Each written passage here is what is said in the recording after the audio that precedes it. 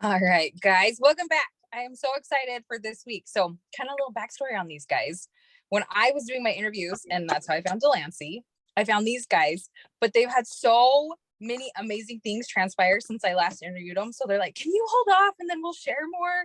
And so I'm super excited because they just had something really big happen just recently. And I know they were talking to Delancey about it. And it's just so incredibly exciting. And I'm so happy for them. But we have Brianna and Lance on here with their Hi. cute little Presley on here. But I am so excited for you guys to hear their story. They are adoptive parents, and they seriously are some of the best people, the nicest people I've ever met. And I'm just so excited for you guys to hear their story. So, you guys, I will go ahead and turn the time over to you guys. All right. Oh, well, what do you want to know? Where do we even begin? So just start with Everything. I was gonna say everything, anything, everything, all of it. All of it. Too. So pre-adoption, I guess we'll tell a little bit how we got to deciding to pursue adoption. But I mean, we don't have all night, so I'll summarize it. Basically, we kind of have like unexplained infertility. We stopped at the point of we were just kind of done with all the treatments and stuff. So we had like a couple more tests to do, and at that point we were just done with everything, like emotionally and physically. Sorry. But to start off, we got pregnant within, I want to say, 8 months of trying our first time. But that one ended up in a miscarriage. And then that just was kind of like the routine. Like, we'd get pregnant and it would kind of take us a while to get pregnant, and we would keep having pregnancy losses. So then fast forward to like, we had about, I want to say, 4 pregnancies. And the 4th one, that's when our gynecologist was like, maybe you guys should start to pursue IVF. And so at that point, we were kind of like debating on IVF or adoption, or which way to go. But for me, I wanted to try everything I could to see if I could be able to carry a child. And for me, that was really important.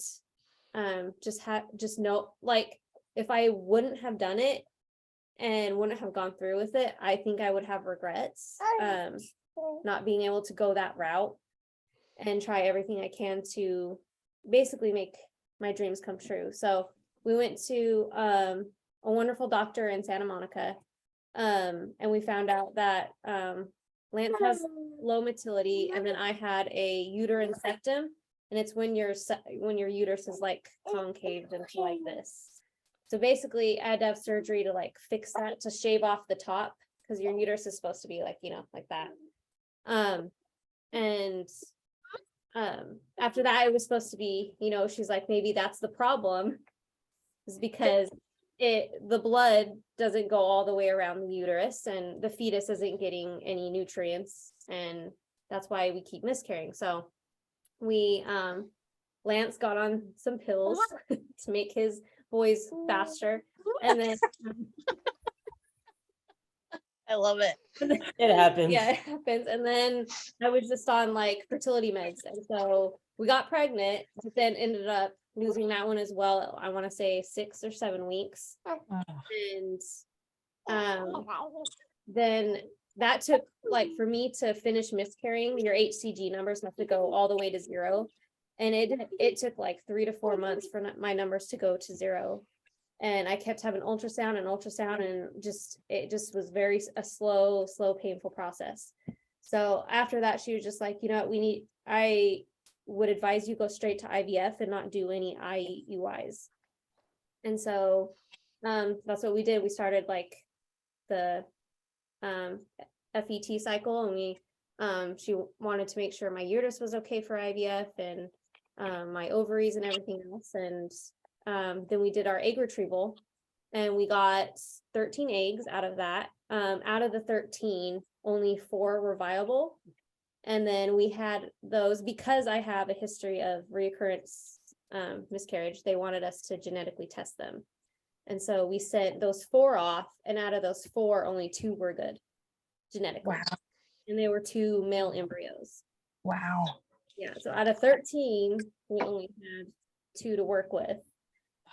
So then like we had to put a pause because I have during the 2 years that we took a pause on like before we transferred, we found out that I have Lynch syndrome. And so we had to do all, which is, it's like, I guess, genetic. So it's like a higher risk for certain types of cancers like colon and ovarian and uterine. All those. So I did like, the idea is like to prevent, not really prevent, but like you could catch it early, you could detect it early if I had it. So we get like, some of my family members have it too. It's genetic. And so we get like yearly scans just to make sure we're okay. And in one of my yearly scans, we found polyps. Here you go, baby. We found polyps in my intestines. Hold on, sorry. You're fine. Here you go, baby. Ooh, Here, babe. don't want that. She does not want that. Presley will be back in a little Yes. bit. No. Can I ask while you kind of paused real quick? So Yeah. you were, because I don't want to forget it. Your uterus. Yes. So Mhm. it was concave Yeah. per se. So it was like, heart. Yeah. okay. So Like top did part they, right here, they had to shave off. so they really went in and shaved it, Yeah, they and shaved it made it Yeah. round. And so yeah, so they made it like that. So the idea is to like have the blood circulate like this. That's what the uterus is supposed to do. But Wow. mine was getting cut off at that point up here like this. And so Oh my it wasn't, the fetuses weren't getting a continuation of like any nutrients, blood flow, anything. And so Wow. they thought, I mean, that's potentially why I can't. Okay. Grow back. And it also can cause endometriosis. So Yeah. and that's also the thing with that too. So That's crazy. No, sorry. I had to ask. Anyway, sorry, go on. So they found polyps in your intestines. Yeah, so polyps in my intestines, and I had to do like MRIs and like 3 surgeries, and they didn't find it. They couldn't find it each surgery. So then at the end, that's when I had to do an MRI, and I guess it wasn't there anymore. So then now we had the okay to like, do IVF again. Yeah. So it's like 2 years, 2.5 years, I want to say, later. And then we do the transfer, do all the shots and everything for that. And we transferred in September. Turns out we got pregnant by that. So we're super excited. Our numbers were good, like the best numbers we've ever seen. And then I want to say like a couple weeks later, I started bleeding again. And I was just like, oh no, like it's just anxiety and the fear, like it's just deja vu, like all over again. Yeah. And so I called my doctor, and it was like bleeding. I was like bleeding a lot.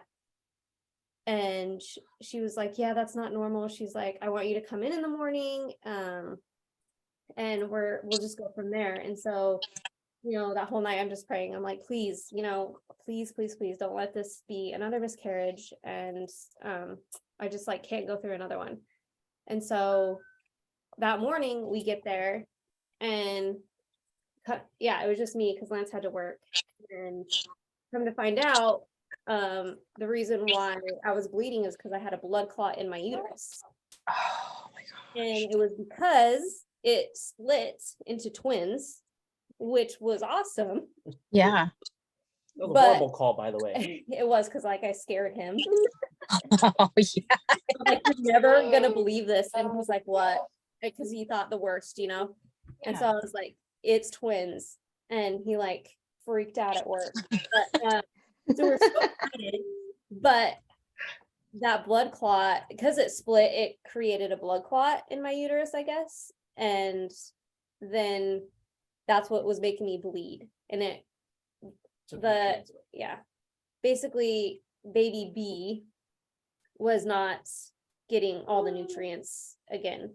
And so the heartbeat was really slow on baby B, and then baby A was like the heartbeat was okay, but not where we want it. So we kept monitoring it, and I was put on bed rest. I was on bed rest for, I want to say 4 weeks, almost a month. Wow. And then that's when just the last ultrasound, during the bed rest, we lost baby B.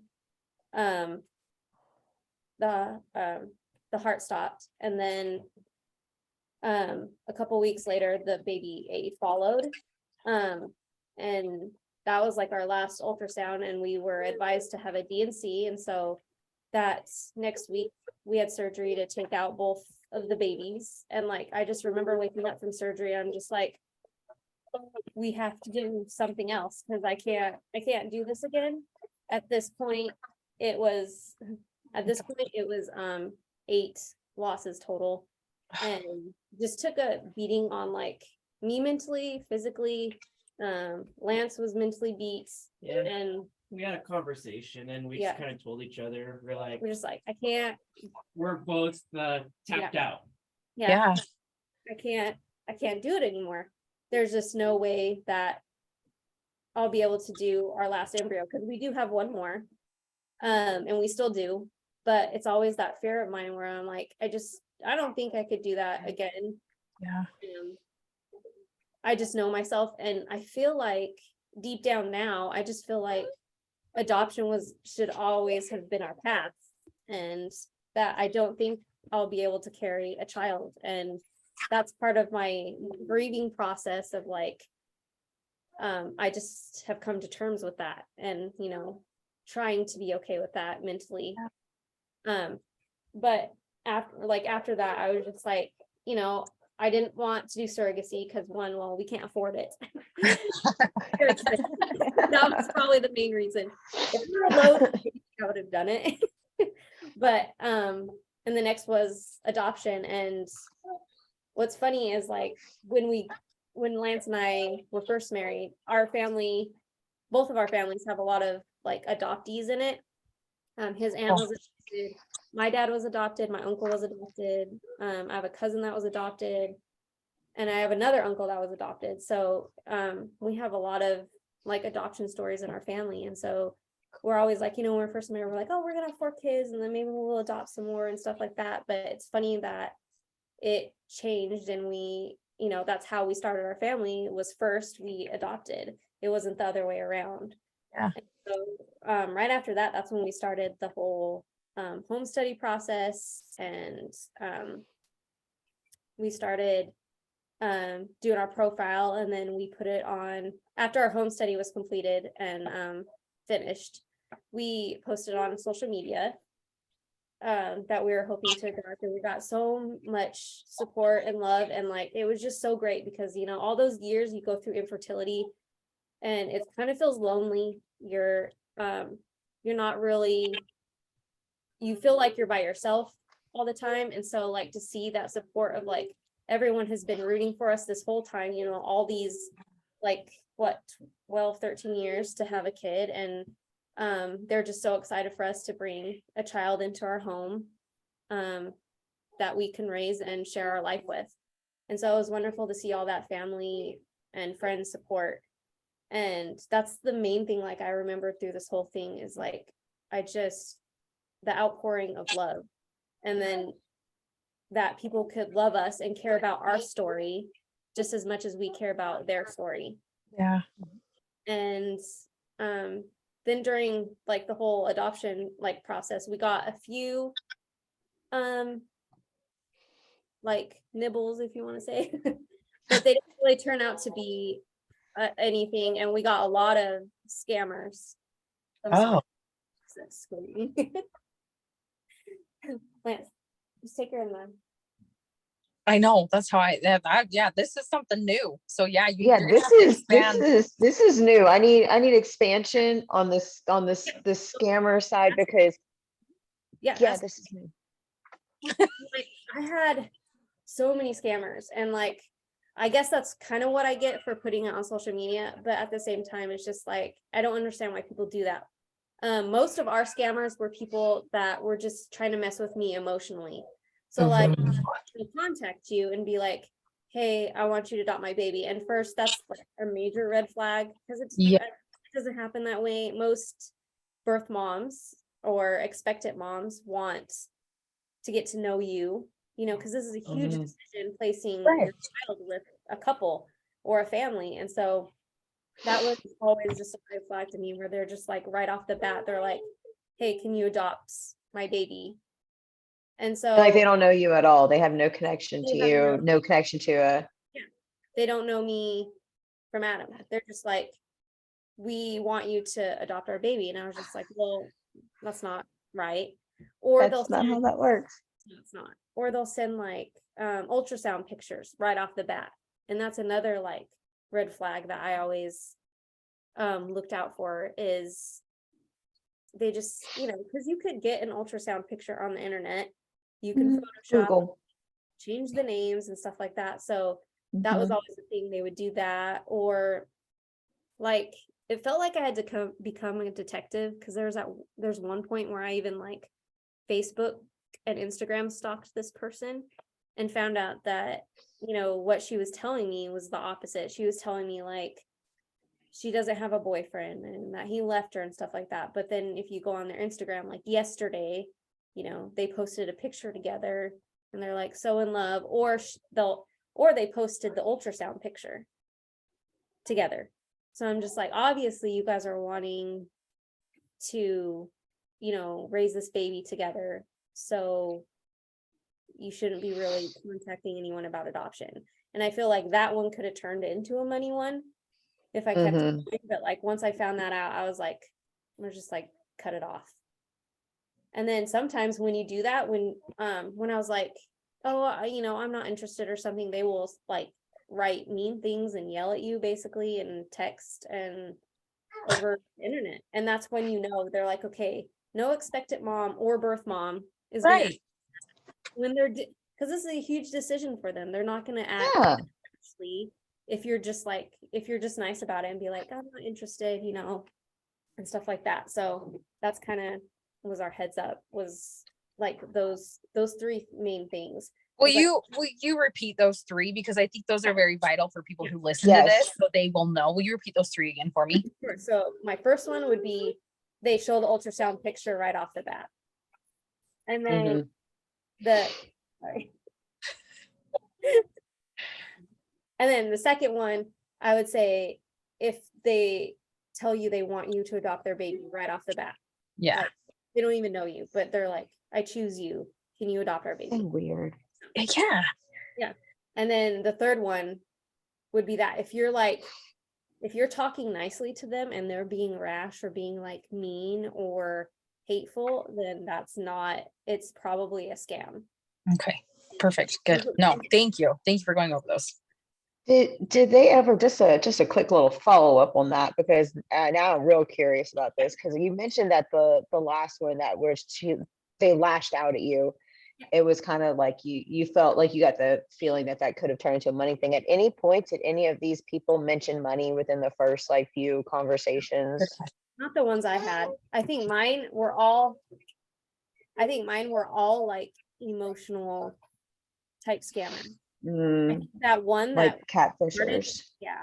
I think that one that I did detective work on and stuff could have been a money one, Mhm. as I don't know, they were obviously together, so they probably needed money or something and was doing it that Right. way. That's a big thing too, is like our social worker would always say, definitely get lawyers involved and just be like, okay, well, my lawyer needs to follow up with you and stuff like that. And, never ever give anyone money unless you have lawyers present, basically, that whole thing. Mhm. So that was always my rule too, is like, if anyone asks for money, Yeah. I'm going to go through my lawyer and then we can talk about Right. it, So, but that would always like weed out the scammers, and because they would flip out on me, or they just like they ghost you, they just don't talk. Yeah. Go ahead. Yeah. Wow. Or if you're like, hey, sometimes like towards the end, I got so annoyed because we had like seriously like 8 scammers at this point, and I was just like, okay, you want to Zoom? And then they they never messaged me back. So It's like getting catfished on a dating app, but this is way worse. Yeah. just like, Way worse. Yeah. what do you get out of it was my whole thing. So Exactly. Well, they have to be miserable people that still live in their mother's basements. Yes, I said it. no, I totally agree. I got so frustrated during that whole process.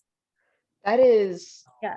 I just can't imagine that any human being can do like the catfishing on a dating app. Like I kind of understand that a little bit more, somewhat, than this. This is like, I mean, this is seriously like emotionally terrorizing someone, in my opinion. Like you're emotionally terrorizing someone. You're going after somebody to cause them emotional harm. I can't comprehend that. Like that, I didn't even think that was possible. Exactly.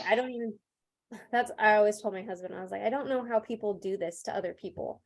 Yeah. Like, like go out of their way to just be like, hey, can you adopt my baby when you're not pregnant, or you're just trying to like get under their skin type thing. I Mhm. just never understood it and never will. But that's one advice. If people put it on the internet, on social media, just to do those 3 things. Yeah.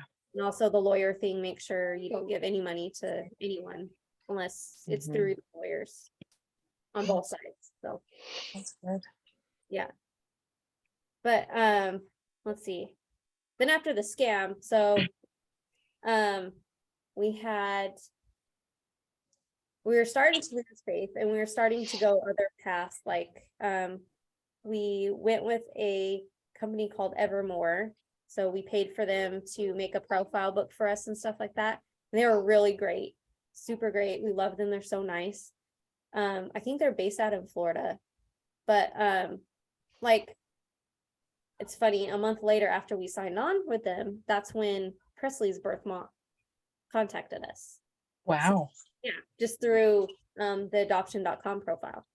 So Oh, turns out we didn't really use Evermore, but that month that we did use them, though, they were super helpful and super kind. So good.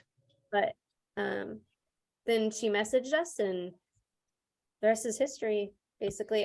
She messaged us early on in her pregnancy, and then we met her. I think the first time we met her was at the gender reveal ultrasound she invited us to, which was amazing because I never thought I would be able to experience that moment Yeah. with adoption. And I feel like that with infertility and stuff like that, a lot of women don't get experience the things that other women do that can carry children. And so it was wonderful that she just invited us, and that we got to meet her all in the same weekend, and we met her family, and they were also just welcoming, and it just felt right. But we still had like a long ways to go, because she obviously has the right to change her mind. She had the right up till I think it was 3 days after Presley was born when she signed the papers, and then all that time we had to wait for the birth father too, as well, because when the baby was born, then we served papers to the birth father to see, to tell him his rights and to see if he wanted to fight it, and he didn't. And so the rest of the time we waited until California was just taking a while to they had to terminate his rights first, and then that took a long time, and then that was it. Yeah, go ahead. I'm sorry, I do this when I have questions. I just shoot my arm right up like I'm back in class. Because question on the why it took so why, I'm trying to think how to ask this in the right way. How long did it, because you said it took a long time to terminate his rights, because we've had other, like I keep, like I always reference Donald, like in my mind, Donald's episode. Like his, like it didn't seem like it took that long to like eliminate his rights or to eliminate him from the equation. Like how long did it take, or for them to attempt to eliminate him from the equation, because he did not go down without fighting. But how long did it take to terminate his rights, and why did it take that long? honestly, they didn't really tell us. They just would always tell us it's COVID and they were backed up and all this other stuff because it was last year. And after Presley was born, I think we waited like a month, and then that's when they served the birth father papers, and then he had 30 days to fight it or file against it. But he did not. And then after those 30 days were up, then they sent it in again to get his rights fully terminated. And then I think, let's see, that was like October, November. I think his rights weren't terminated until January or February, so it took a while. Okay, So they wait, just I have a wanted to question. So double like, check. yeah, why did they like double do it? I honestly, I don't Like understand. that. I was understanding when we were doing all this, that the day that our birth mom signed her papers, that's when they would give the papers to the birth father. Right. Yeah, right. That makes sense. They took forever to get it to him, like to serve him. And so that was like, it was basically like an extra 2 months on top of that. So yeah. I mean, This is all in California, right? Yeah. Sorry. No, Just you're making sure. fine. I do have to give like them props for at least reaching out to the birth dad, because our story that we had Donald on, they completely just jumped over him and he had no Yeah. clue. And if you listen to that one, like he went back and fought for his son. Oh, But 100%.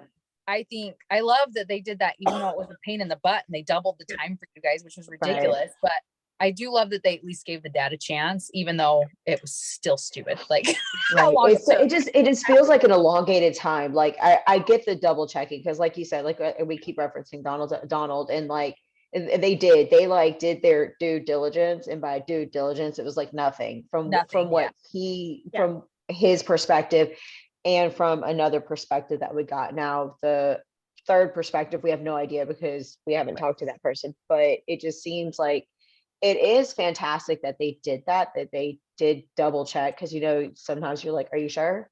Yeah. Like, are you sure you're sure you don't want this? Like, it's good. That's People are like, gonna have a field day with it. Yes. You don't want this piece of cake? Are you sure you're sure you don't want this piece of cake? Like, that's cool, but that does seem like a very long time. Yeah, it was. That. But like you said, like we are very grateful that they did that, like by the law and by the book, so that like, when Presley grows up and stuff, if her birth father wants to be a part of her life and stuff like that, that we won't have any regrets, that we will know that we did everything by law. Right. Give him a chance. He wanted to fight it, but he ultimately didn't. There was like drama with that, but he ultimately didn't do anything. And so then by that time it was just, we had to wait for California to actually like terminate his rights, like sign on paper to terminate his rights. And in the meantime, we couldn't post like on social media that we had her or anything. So just like our family and friends knew. And that's, I think in like February, that's when we were able to actually like post about her and stuff like that, because his rights were terminated. But we had to get the birth mom and the birth father's rights terminated before we could put it on social media. Yeah. Yeah. And then, it was just a process. No, I was gonna say, so then go into like obviously the happier stuff when like I was gonna say the good stuff, the cool stuff. When we got her. So do you want to hear the birth story? Yeah. Yes. Okay, so my husband's in the military. And he was supposed to go to training, I think a couple of days before her she was going to be induced, because at this point she wasn't dilated anything, like 0 for weeks. This is her first baby and stuff, so we're like, oh, it's gonna be a bit, it's gonna take a while. So Lance left on a Sunday night. He flew to where he was supposed to go training, and then right when he got to the hotel, I texted him and he was like, you're not gonna believe it, but she's in labor. And he's like, you're kidding me, because we thought that he would be home. He was supposed to be home, like it was Sunday through Wednesday. So he was supposed to be home Wednesday. We were going to leave Wednesday when he got home, and Thursday she was going to be induced. And so that was the plan, and it did not go according to plan. So that night, he was like, "Are you kidding me?" And so basically she kept me updated at like, I think I want to say 4 a.m. That's when her mom was like, "Okay, you need to get here because the baby's coming." So I hurried. Luckily I had like my bags packed. I just like kept throwing a bunch of stuff in. My best friend was here. She came over and helped me pack the car, and we said a prayer, and I just like took off. And then Lance the whole time was trying to get it military approved to leave his Oh, because you have to have orders and stuff like yeah. that. Basically that took all day. And so just like driving the whole day by myself, knowing like what could happen, like this could be our baby and stuff like that, but I'm by myself in like an area I don't know. And I mean, So- that's yeah, go ahead. You don't have to say location, but how far was like your drive? You don't have to say I location, was but like 6 hours. okay. So not horrible, but still a long time to sit there and think. Yeah. But right, I want to say like 30 minutes after I started driving, I get the call from her mom, and she was like, "She's here." So I missed it. Oh, She That quick? yes, we were all shocked. This story, she barely made it to the hospital. They were putting the gown on her when she was actually pushing Presley out. what? No, absolutely not. See, that right there solidifies. Yeah. No. Yeah. She just like, she said Wow, she got there, they were putting the gown on her, and she was already coming out at that point. that's crazy. They were like worried that they were going to have Presley in the van or the car that they had. What? Mm-mm. Yeah. It was crazy. And so, both of us missed it. But as bummed as I was about that, I always think about it later. I feel like it's great because her birth mom and birth family got to have a little time with Presley, like without Lance and I there. And so that kind of made me a little bit more comforted at the fact that like I missed it. Yeah. I'm so sorry. Or like, Just see my hand creeping.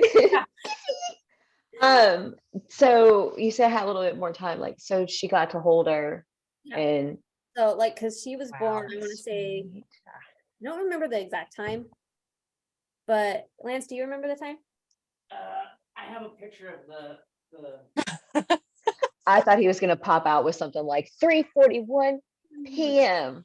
Like I was waiting for it. I know it was like pretty early in the morning, but like I was barely starting my drive when she was born. So they had about, I want to say 5.5 hours with her, Oh. just by themselves. The birth mom and birth grandma. Can I just say this? Like, to me, that shows your maturity level with like everything that you guys have been through to be like so grateful that your daughter was able to have this time. Like, Yeah. I just think that's so amazing and awesome. And more people need to hear that because I mean, it's hard all around with adoption and stuff, but like, wow that you're just like, I'm so grateful she was able to have those couple hours. And it just sounds like her birth family is a pretty stellar family too. Like the mom keeping you in contact with her, like just awesome. I think that's awesome. It is like her whole family is like our family now. And I just love that it worked out that way. And like adoption is supposed to be that way. And it is hard because, I'm sure they navigate it differently, and then we do too. And we're all trying to find that mix and that like those boundaries.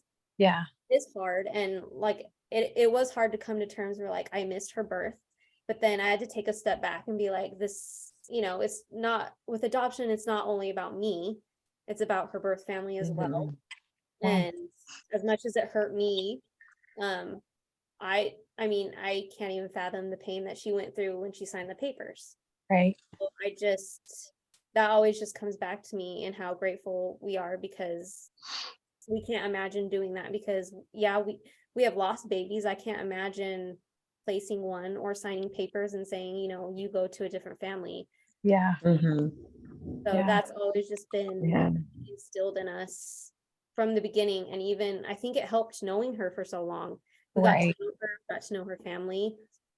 And like, I always knew that that whole moment and that whole, 9 days we were there because we had to wait for ICPC to clear us, that it was just going to be hard. And it was, because, we all had to find boundaries. And it's so weird becoming a new mom that way, because when you're bet. carrying a child, it's 9 months and you're like anticipating it, preparing for it. And stuff like that. Mhm.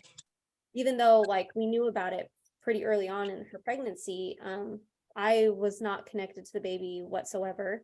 Right. Whatsoever. And just, I felt like I became a mom in a matter of hours instead of Mhm. like Right. mentally, prepared. Yeah. And so that was my whole struggle. Is Lance, he bonded right away to Presley. Like it was bonded. It was daddy daughter from the moment. But I had the hardest time like bonding. And I think that more people should be more open about talking about that with adoption. I mean, Mhm.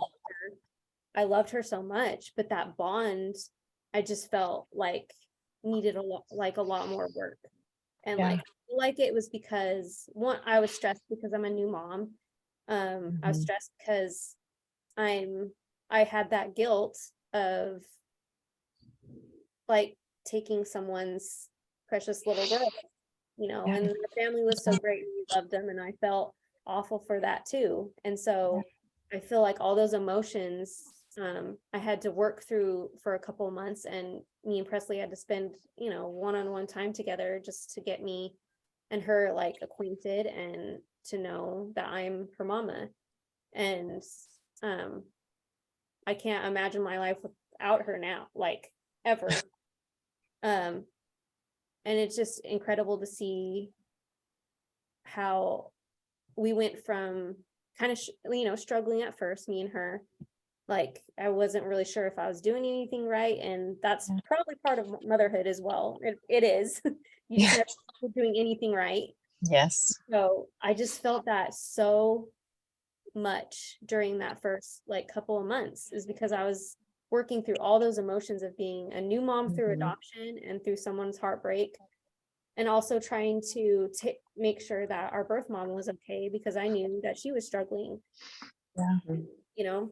So I think birth mom and me and Presley, we were all just trying to find our way, and Lance was just over the moon the whole time.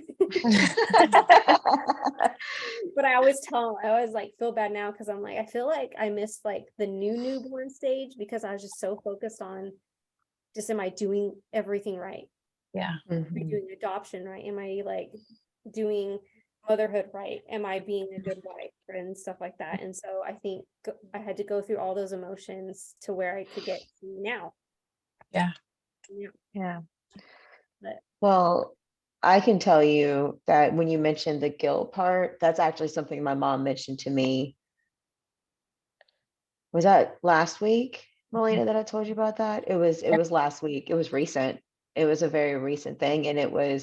And she didn't come out and say she felt guilty, but she came out and said, and it still sticks with me. I still hear her saying it. I mean, it wasn't like months ago, it was literally last week, but still, it's I took the most precious thing from her, was the comment she made to me about my biological mom. And like that, I didn't realize that was a thing yeah, until my mom said it. And then I was like, Oh, yeah. wow, that is and I think that's something that more moms need to talk about when they're in that position. They need to be more open about it, because it's okay to feel that. And I had to like talk my mom through that. Like, I mean, as an adult, I can have this conversation with her. I don't think Presley's gonna have that conversation with you right now. Maybe years down the line, years and thank years heavens, down the I'm gonna line. prepare myself mentally. Yeah, exactly. But it was definitely, I never thought about it from that perspective. I never thought she could ever feel that way. That just never like crossed my mind that she could ever feel that. And when she said it, it almost like hurt me to a point that I was like, you take me? Like what, but then the more like I've processed it over time, like it's almost like having to like, not having to, but wanting to give her that reassurance of this all happened the way it's supposed to. Everything worked the way. So I I really appreciate the fact that you shared that part, that you felt guilty and that was part of what you were processing, because that's something else that I think more people need to talk about, Right. because I don't think that gets talked about No, enough. it doesn't, because a part of me, I kind of don't like talking about it a little bit because I just get embarrassed because it's like saying I didn't love her, but that's not even the case. I'm like, I Mm-mm. loved her, but our bond, are like, it was just, it's hard to explain Right. unless you're in the moment, but it's like that bond, those feelings of like extreme guilt. So yeah, Right. Do you want me to get real with you? And I have biological children of my own. When we had our first, I had those exact same feelings. My feelings were, what did we just do? Because we were just us for 5 years. I was like, what did we just do? I don't know how to, like, what am I doing? Like, and so Right. with you talking about it, it reminded me a lot of postpartum, kind of like, because you don't know motherhood. no, And I can't even fathom being thrown into it even more like that, where like you talked about, you don't have that baby growing inside of you. So that's what it really reminded me of. And I think it's needs to be talked about, like you said, way more, just like how postpartum is talked about a lot more, but that part of adoption needs to be talked about more. And It does. I'm so glad you brought it up, because you're piggybacking off of our episode that's going to launch before your episode of we talk about adoption guilt on all Well, three parts of the triad. all three parts, and how it all Yeah. ends up working out and how it plays into it. And what sparked that episode was, I mean, just full transparency, what sparked that episode was my mom saying that to me. And it just threw me, because I've just gonna say 30 plus years of my life. I'm not gonna say exactly how old I am, because ew. But it's just not something that's talked about. It's just not. I know plenty of parents who have adopted, and I don't know if it's because maybe they don't feel that, or they just don't want to talk about it, but it's one of those things where it almost goes back to, you know, we've talked about this multiple times through episodes of, you know, you're allowed to have like bad feelings or like negative feelings and stuff, just don't live in them. And I think it's hard for people that are in the adoption community. Well, not some are very vocal about it, but those of us who want to make sure that people know the blessings and that it is a positive and is a good thing, it's sometimes hard for us to admit that we have like not so sunshine and rainbow emotions or feelings all the time. Like, Yeah.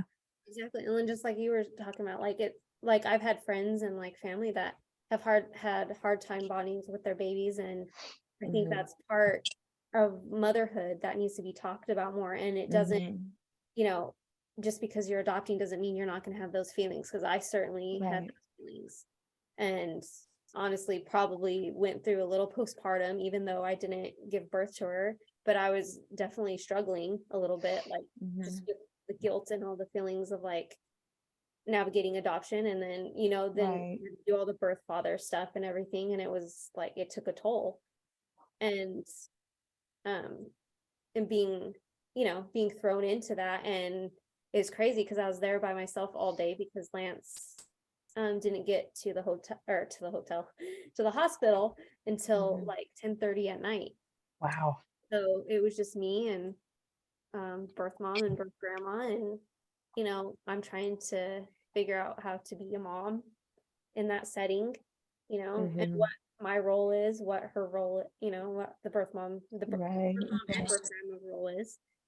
And and then as soon as Lance got there, though, it was like I felt a little more relief, a little more calm, just because it was, you know, a team kind of thing. And I just felt that okay, you know, maybe I can do this, and that that I shouldn't get so much in my head, you know, at that point, because I wasn't really sure. And also like all the nurses were great. I mean, I had a few that weren't so like positive with me being a first time mom. What? What? Wait, you've got to expand on that. I, yeah, I Sorry. was gonna say you can't just like scoot past that. I need some like explanation, possibly some names after we stop recording. I don't remember her name, but it was like she's like, okay, are you a first time mom? And I was like, yes. And she's like, okay, your baby doesn't need a blanket, it's not cold, stuff like that, or you don't need a pacifier, blah blah blah. And she would talk to me like that. And she's like, just, the whole, are you adopting, are you the adoptive mother, stuff like that. And so when you're already feeling those things of like, I wasn't doing good as a mom or an adoptive mom, then when she like solidifies it, so then I had a hard time. And that's why I said, like, when Lance got there, it was just a huge relief, because it was like right before he came, and I was just by myself, and I'm just like, the birth mom was taking a nap and stuff like that, and I'm just like, is she really just saying these things to me? And I just stood there because I'm like, I didn't know what to say, and I was trying just not to cry, basically. Together, there's so like the emotions are so high, and no one, I knew that it would be difficult with like the guilt and stuff, but I didn't know how hard until I actually was in that room holding in front of the birth mom. And in that moment I was like, these are the real huge feelings, and I just work through it. So I feel like I was like, are you a mom? Do you need a blanket? Dude, Do you right? need a baby? Well, that's just, just want to look at him and just be like, your words matter. Like, I understand you weren't an English major, like you chose to go to nursing school. However, your words still matter. So like, can you please watch it? Like, that's not, you would think there would be a little more compassion and empathy from nurses who see people go in and out of hospitals all the time. Yes, they're overworked. Yes, they're underappreciated. Yes, they are just treated awfully. However, there's always like those few, and that's those are the ones that you remember the most. I know the rest of the nurses were super nice, and like they're like so lovely and helped us a lot, especially like with COVID restrictions and all that stuff. They still let Lance come with me. So I'm so grateful for that.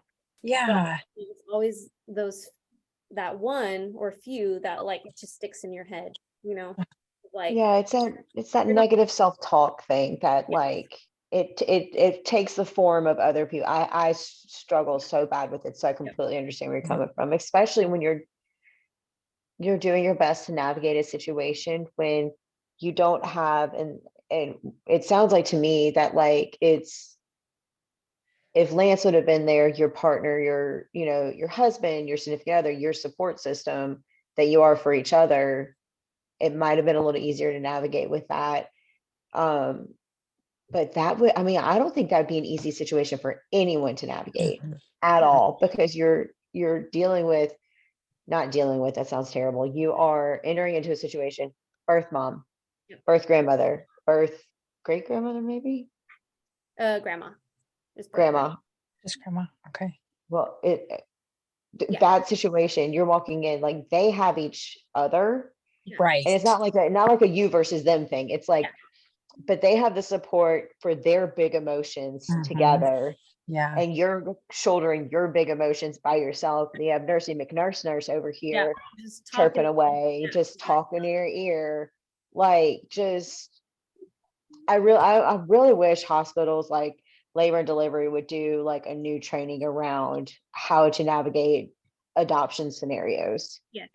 Like, especially with how many, and I meant to ask this earlier, is this, do y'all have like an open adoption, or is it open adoption with boundaries or guidelines, or how does this work? Basically, ours is pretty open. We do have a certain contract with our birth mom, but it's very like minimal. But we do still we text every week. We're all really good friends. We've seen them a couple of times since, and they're coming out again in March to visit. And so ours is like very open. Like, we even FaceTime the birth grandparents and the birth mom. The dad, the birth father, we're trying to, we told him he could be involved as much as he wants, but he is having a hard time with everything as well. He's still working through stuff. So Oh, okay. he emails us from time to time, but he's still, I mean, we would love for him to be involved, because we've seen the blessings that comes from just Presley and our birth mom, you know, together, and seeing how happy it makes our birth mom and our family. So we're hoping that that works out, but for now it's just very minimal with him. But with her, it's a lot. We do a lot with them. Yeah. I like how you, I'm sorry, I interrupted you. I like how you highlighted that about the dad, because I feel like men don't get shadowed on as like, it's hard for them too. Like it's usually the birth moms and stuff. So I like how you said that, because that makes him like a real tangible human, that like, even though he signed his rights, it's still hard. It's still something It's still he has hard. to process and grieve, you know? So Yeah. He doesn't quite understand, because they were young when this all happened, so he doesn't quite get the concept of open adoption, and so we're trying to like just guide him and stuff like that, and trying to be as supportive as we can and be respectful, because just to us, we know in the future, we want Presley to know that we've done everything we can on our side, have him involved, her to blame us for him not being in her life. So we're trying to do everything we can right now so that in the future, she can't do that really. Right. We can answer those questions for her and stuff like that. So hopefully in time, and as he matures, he will understand and really appreciate that. I hope that's what he discovers, you know? Yeah. Women just mature faster. So our birth mom was like super mature, she just had a baby and she placed it for adoption. So I feel like it takes men a little bit longer to and, I know that we still this day have like these guilty emotions, even Lance does and stuff. So, and on both sides, because we feel horrible because he feels horrible, but we know that it's just part of adoption. It's a learning experience. We're never going to be done learning, and it's going to continue. So, especially when she gets older, I'm sure it even gets more complicated. So I love that you pointed that out. That it's a continuous learning thing, that it continuously develops. It's like, and that's something not enough people talk about either, that it's continuously developing and learning, and you have to kind of learn to navigate it together. Yeah. Everything else, like I'm sure maybe when Presley's older, she'll want to go visit one of them, and so we got to work through that and everything else. So it just like the relationship's going to continually change. And it has since she was born. So yeah.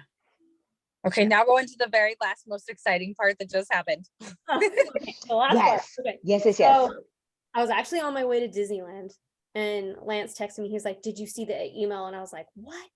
And so I was like, I knew by that what he meant, because we have been praying to like have this done and have the final court date for, she's 18 months next week, and so we've been praying a long time for it to be final. And so I checked my email, and sure enough, it said January 4th, final court date. It was on Zoom, but I'm like, at this point, I don't care. I guess like with California, they're like so backed up that if we would have waited for like an in-person, it would have been even longer. So we're just like, can we just get this done? Because it's already been 18 months. Right. So I think we signed a petition for that or something, I want to say before Christmas, like right after Thanksgiving. And then, a couple weeks later, that's when we get the email. We're like, finally. So then January 4th, we got to finalize it. And she finally has our last name, and we'll get the new birth certificate. So, and we got to have like our family and friends online with us. And so that was like the most important to me, though. Like they all got to see it. Like, I'm so thankful for technology, because it was just a wonderful moment that we'll never forget. It was And you You guys had so many people, because when you like made your reel and shared it, it just made my heart so happy. There were so many little boxes on that screen, and I'm just like, oh, like it's just amazing, just amazing. Awesome. It was probably the best, like, second to birth, of course, but it was just like the greatest day, because it was like a huge relief, Yeah. like Mhm. not just that she's ours, but that I'm not just a legal guardian, that I'm a Right. parent, Mhm. that I'm a mom. I mean, I was a mom before, but when you go to doctor's offices and when you do all those things with the baby, it's Mhm. always legal guardian, and they'll Yeah. have a different last Yeah. name, and they're always asking, why does she have a last name, or stuff like that. So it was just great to like be able to finally say that she has our last name and that we are the Yeah. parents, not just legal guardians. Right. Oh, That's so awesome. I love it so much. I really do. It just makes my heart so happy. It was great. I couldn't stop smiling the whole day. It was wonderful. And that's what I'm like, all these emotions, like these hard emotions, are just way less compared to all these wonderful moments that we've had with her, like her first Mhm. laugh and walking and all this other stuff. It just, like, we share all those moments with her birth family too, and it's like she gets an extra cheerleading section, like we can be like, this is what Presley did, and like her birth family just gets it. They're like, oh my gosh, maybe she's doing something super simple, and I'm like, look what she's doing, and they're like, oh my gosh. And so That's so awesome. like, I love that. I do too. That's probably like my most favorite thing about open adoption. And it's so like, Mhm. is that everybody can be involved. And if you, Mhm. I mean, it sounds like with, the birth parents, just depending, but it really can mesh. It really can work good. It Mhm. really, because everybody just wants the kid's happiness. You know what I mean? and that's what we try to do, is if you put that first, that's Presley's happiness and the kids' happiness first, and like nothing else matters, then everything, I feel like, just falls into line more. I know it's hard, there's nothing easy about it, and I'm sure it'll get harder as she's older, Yeah. but it's what, like Lance and I say, it's worth fighting for, like her relationships with all those others who love her, and it's like extra love all around. So Love that's our that. main focus. Oh, I love that. That's, to me, is like sticking out. It's like a quote that we're going to quote from this. I was gonna say, write that down. Write that down, Milena, because that's it. That's the quote for this episode. So good. Is there anything else you want to share? If not, I'll ask like a final follow-up question. Ask ahead. Okay. I feel like you've already kind of answered it though. We kind of like to ask, like, with your part of like the triad, so adoptive parents, like what is one piece of advice you would give to parents that are looking to adopt or already in the thick of like the process of it? What's something you would say? I would say be patient, I guess, with everything, is because we thought the adoption process would be quick. We thought we would get a baby really quick, and both of those were very wrong. It was like a year later when we got the call, or when we got the email that she wanted to get to know us, and then another 18 months before, after she was born, that it was final. And I feel like patience has just always been my big thing, is like, I feel like the Lord is telling me that I have to be patient. And sometimes I'm like, okay, I get it, I've been patient so long. I feel that. I feel like that's just my lesson in life, that Yeah. is, Yeah. patience comes rewards. And I love I that. know, as much as I wanted it to be final and a baby so quick and stuff, it was just, Presley was perfect timing, and Yeah. her Mhm. final court date was just perfect timing, and it all just worked out. Yeah. That's awesome. No, I love that. Delancey, anything else from you? I'm Um, just gonna reiterate the patience thing. Go ahead. No, go ahead, sorry. No, I was gonna say you. Mine's literally No, just no, like you go. backing up You go. saying, yep. I You was go. just gonna totally say forgot my train patience, of thought and anyway. yeah, it's not but to reiterate what she was saying, because I had to learn this. It's not our timing, it's his timing. And Right. his timing does not always line up with our timing. If you want to talk about work in progress on patience, oh, right here. Holla at your girl. Like, Same. That's your girl. Been like my life mission, I guess. I have to learn patience. So What were you gonna say though, Brianna? I Yeah. totally forgot. It's okay. I You was like, fit right "Oh, in. that, like, You fit right in. No worries. But yeah. So- Okay, well, thank you. I'm glad we got this arranged. I was so excited you guys said yes to coming back on because like I loved your story the first time I heard it. And of course there's new pieces. I mean, it was a while ago that I interviewed you guys. So I'm so excited you guys came back and did this with me and Delancey because I love for Delancey to experience this because I was like, they need to, and I think it's just perfect timing, you know, like you came on right after all the joy but I love, thank you for keeping it real. Yeah. And with all the hardship too, because that does need to be highlighted too. So anyway, okay. Well, thank you so much for taking some time. Tell Lance, thank you. Did he have anything that he wanted to add? I didn't even ask that. If you have anything you want to add, I'm so sorry. Presley was not being great.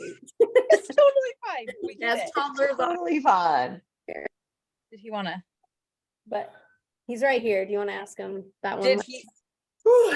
Hi. Okay. So yeah, let's ask you this from like the dad / husband perspective. What advice would you give adoptive parents being that part of it? Like that parent as a dad? Oh,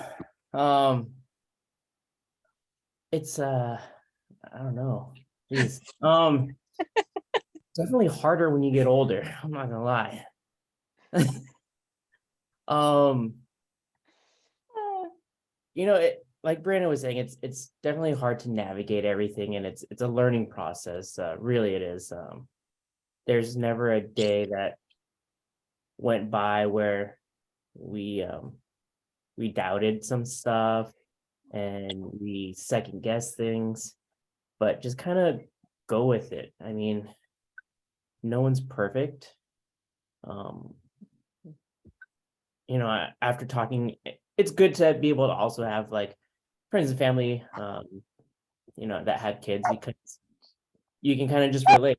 Brianna, you know, has a group text with all of her cousins where they just like, hey, like this is going on. Like, what do I do? They're like, dude, don't worry about that. Like, this is what we did. And, you know, they can either relate or they can just, you know, give you a suggestion or something like that. So like that helps having a support system. Knowing that, you know, you're not the only one going through it specifically. And Just that you're not gonna be perfect at any of it. Like motherhood, adoption, like it's all a learning thing and a learning curve. And I feel like that's what both of us have learned a lot is we're just continuing to learn. and then I guess also balancing things. You know, I found out it's not that easy staying at home with a kid. I'm at work all day, so I come home and you know I'm just like I want to rest.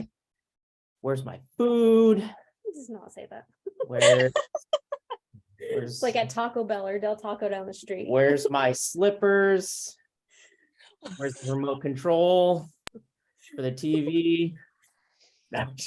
Um, You made me slap. also, yeah, like literally, you know, I can be tired myself from work. But I learned over the past year that it's, you know, she's here at home working also. Like whether there's a stay-at-home mom or if there's, you know, the mom works, regardless, like we kind of still both have to take the responsibility of being a parent. And you know, sometimes she needs a break. Yes. I feel you there. I feel Yeah. you with that. Like he travels a lot too and like military stuff too, so it's just like sometimes it gets a lot and so I have to kind of remind him, but like it's a, you know, it's okay for to be reminded like both ways that, you know, I need a break, you know. So that's probably what our advice would be. Girl, if I lived by you, we'd go to Disneyland together all the time while our husbands were gone. I'm not even kidding you. I'm gonna say, don't forget to bring me along too. I'll just come along, hang out. I'll watch the kids or I'll go play. I'm a built-in aunt. I'm perfect at it. I I think love that's it. what I we do love is it. just eat food when we go there anyways. Like Basically. we look Yeah. at the ride and it says it's 30 minutes. Let's just go get a snack. Oh, I was gonna say, is there a ride? I feel like there's only food. The food park. I love it so much. So, okay, no, perfect. So much for having us on. No, thank you for Sorry that coming No, back. thank you. But No, it's all good. I get it. Understand kids. It's craziness. So, but seriously, thank you guys for taking some time out of your night to sit down and Anytime. do this with us. Like we appreciate it so much. So Mhm. thanks, guys. You're welcome. welcome. Bye, guys. See Have a ya. good night.